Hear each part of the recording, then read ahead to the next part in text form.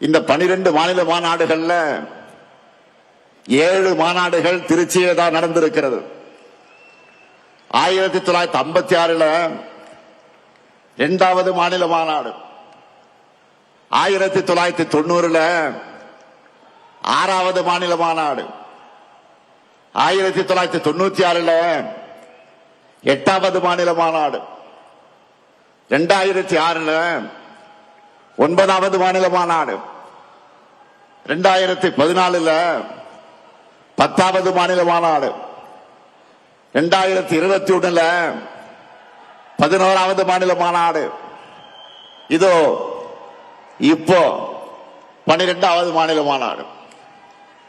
ஈரோடு தந்த பகுத்தறிவு பிரபலம் தந்தை பெரியார் மாளிகை கட்டி வாழ்ந்தது இதே திருச்சியில்தான். தனித்தனி இயக்கம் நடத்திய போதும் கொள்கையால் ஒருபோதும் பிரியாத தந்தை பெரியாரும் பேரறிஞர் அண்ணாவும் வெவ்வேறு வழக்குகளில் ஒரே சிறையில் இருந்தது இதே திருச்சியில்தான். ரயில்வே சந்திப்பின் ஒரு முனையில் தந்தை பெரியாரும் மறுமுனையில் முத்தமிழக தலைவர் கலைஞரும் இந்தி எழுத்து அழிப்பு போராட்டத்தை நடத்தினதும் இதே திருச்சியில்தான். கள்ளக்குடி போராட்டத்தில் கைதான தலைவர் கலைஞர் சிறையில் அடைக்கப்பட்டதும் இதே திருச்சியில்தான். அப்போ 1953 கை குழந்தையாக இருந்த என்னை என்னுடைய அன்னையார் தயாளம்மையாள் அவர்கள் கொண்டு வந்து தலைவர் கலைஞர்கிட்ட காட்டினதும் இதே திருச்சியில் இருக்கக்கூடிய சிறையிலே தான். இது மட்டுமா, தலைவர் கலைஞர் அவர்கள் முதல்ல சட்டமன்றத்திற்கு தேர்ந்தெடுத்து அனுப்பிய குளித்தலை தொகுதி இருந்ததும் இதே திருச்சியிலே தான். அடுத்து பேரறிஞர் அண்ணாவுடைய மறைவுக்கு பின்னால் தலைவர் கலைஞர் அவர்கள் நமக்கு 50 முழக்கங்களை தந்ததும் இதே திருச்சியிலே தான். அதனாலதான் சொல்றேன், திருச்சி என்றாலே திருப்பம், திருச்சி என்றாலே எழுச்சி, திருச்சி என்றாலே உணர்ச்சி, திருச்சி என்றாலே மகத்தான வெற்றி. அப்படிப்பட்ட திருச்சியில இன்றைக்கு ஒரு மாபெரும் வரலாற்று கடமையை நிறைவேற்றத்தான் நாம் கூடியிருக்கிறோம். 1956 இதே திருச்சி மாநாட்டில் தான் லட்சக்கணக்கான தொண்டர்கள் வாக்களிக்க கழகம் தேர்தலில் போட்டியிட வேண்டும் என்ற முடிவை பேரறிஞர் அண்ணா அவர்கள் எடுத்தார்கள். அது நடந்து 70 ஆண்டுகள் ஆகியிருக்கிறது. இந்த தருணத்தில் தந்தை பெரியாரால் கொள்கை உரம் பெற்று பேரறிஞர் அண்ணா அவர்களால் பக்குவப்படுத்தப்பட்டு தமிழக தலைவர் கலைஞர் அவர்களால் வழிநடத்தப்பட்ட நாம தான் தமிழ்நாட்டை தொடர்ந்து ஆள வேண்டும் என்ற உறுதியை இந்த மாநாட்டில் எடுத்துக்கொள்ள இந்தியாவிலேயே முதல் மாநில கட்சியா நம்முடைய கழகத்தை ஆட்சியில் அமர்த்தினார் பேரறிஞர் பெருந்தகை அறிஞர் அண்ணா அவர்கள். அவரது வழியில 5 முறை தமிழ்நாட்டை ஆட்சி செய்தார் நம்முடைய உயர்நீக தலைவர் கலைஞர் அவர்கள். ஒரு நீண்ட இடைவெளிக்கு பிறகு 10 ஆண்டுகள் கழித்து உங்களின் ஒருவரான என்னுடைய தலைமையில 6வது முறையாக ஆட்சிக்கு வந்தோம். இப்போ 7வது முறை மட்டுமல்ல, இனி என்னாலும் கழகம்தான் தமிழ்நாட்டை ஆளணும் என்ற சூழ்நிலைக்குத்தான் இங்கே கூடியிருக்கிறோம். இதுதான் நம்முடைய கடமை, அனைவருடைய பெருங்கடமை. இது எதற்காக சொல்லுகிறேன் என்று கேட்டால், நான் முதலமைச்சராகவும் சில பேர் அமைச்சர்களாகவும் பல பேர் எம்எல்ஏ ஆகவும் சொல்லுகிறோமா? இல்லை. நம்ம தமிழினத்தை காக்க தகுதியும் திறமையும் உழைப்பும் கொண்ட ஒரே படை நம்முடைய கருப்பு சிவப்பு படைதான். நமக்குன்னு ஒரு மாபெரும் வரலாறு இருக்கிறது, நமக்கென்று ஒரு லெகசி இருக்கு.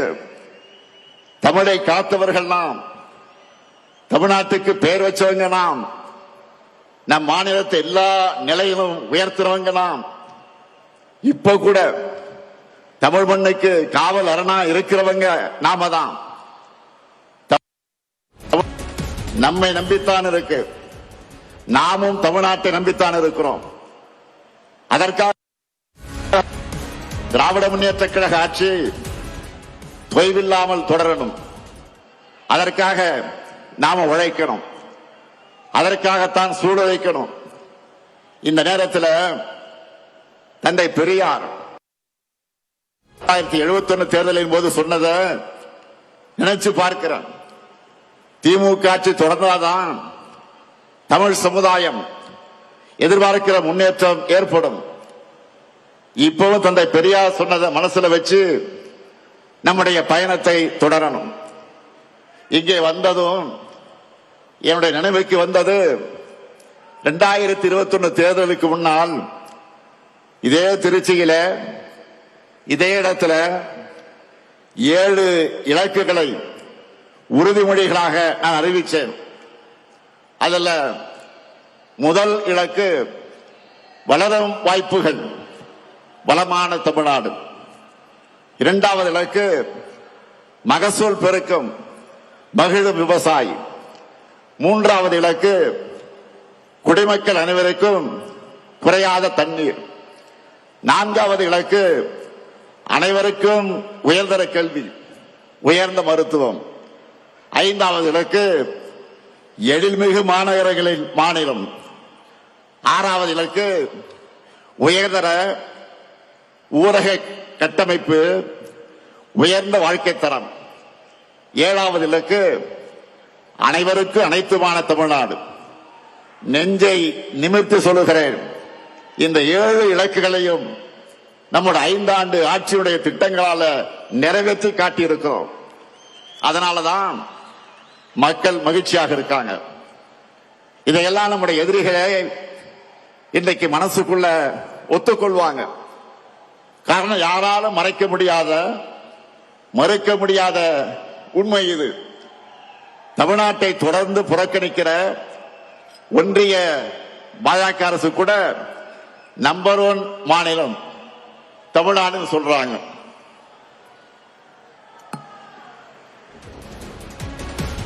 உலக பத்திரிகைகளை சூப்பர் ஸ்டார் ஸ்டேட் தமிழ்நாடுன்னு பாராட்டுறாங்க. அந்த அளவுக்கு நாம கெத்தா முன்னேறி இருக்கிறோம். கடந்த 5 ஆண்டுகள்ல நம்ம செஞ்சிருக்கக்கூடிய சாதனைகளை நினைச்சு பாருங்க. எத்தனை நெருக்கடிகள், எத்தனை பிரச்சனைகள் தகர்த்து நாம முன்னேறி இருக்கோம். 3 நாட்களுக்கு முன்னாடி கூட 2030க்கான 14 உறுதிமொழிகளை ஸ்டாலின் ஸ்டேட்மெண்ட் நான் அறிவிச்சேன். அமைச்சர்கள் ஒவ்வொரு துறையிலும் நம்ம என்ன சாதிச்சிருக்கோம் சொன்னாங்க. 5 ஆண்டுகள்ல ஒரு மாநில அரசால இவ்வளவு பண்ண முடியுமான்னு எல்லாரும் பிரமிச்சு பார்த்தாங்க. நமக்கே மலைப்பா இருந்துச்சு. நம்முடைய சாதனைகளை பிபிடி போட்டு காட்டணும், டிவியில போட்டு காட்டணும். அதுல அதிமுக ஆட்சியோட நாம செஞ்சிருக்கிறத கம்பேர் பண்ணி சொன்னாங்க.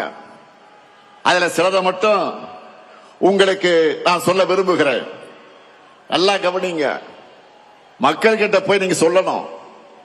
கடந்த 2011 மன்னிக்கணும் 2021 அதிமுக ஆட்சியில தொழில் முதலீட்டுக்காக போடப்பட்ட புரிந்துணர்வு ஒப்பந்தங்கள் எவ்வளவு தெரியுமா? 471. இதுவே நம்ம திராவிட மாடல் ஆட்சியில 1190 புரிந்துணர்வு ஒப்பந்தங்கள் போட்டிருக்கிறோம். கடந்த கால ஆட்சியில ஈர்த்த முதலீடு, அதிமுக ஆட்சியில ஈர்த்த முதலீடு 4,13,414 கோடி தான். ஆனா நம்ம ஆட்சி காலத்துல 12,54,133 கோடி ரூபாய்க்கான முதலீடுகளை ஈர்த்திருக்கிறோம். 3 மடங்கு அதிகம். 2016 21 புதுசா 4 சிப்காட் தொழிற்பூங்காக்களை தொடங்கினாங்க. அதிமுக ஆட்சியில் 4 தான் சிப்காட் தொழிற்பூங்கா. ஆனா நாம 33 புது சிப்காட் தொழில் பூங்காக்களை தொடங்கி இருக்கிறோம். ஸ்டார்ட் அப் நிறுவனங்கள் எடுத்துக்கிட்டா 2021 வரைக்கும் இருந்த எண்ணிக்கை, அதிமுக இருந்த எண்ணிக்கை எவ்வளவு தெரியுமா? 2045. இப்போ நம்ம ஆட்சியில 13,500க்கு மேற்பட்ட ஸ்டார்ட் அப் நிறுவனங்களை நம்ம ஆட்சியை தொடங்கி இருக்கிறோம்.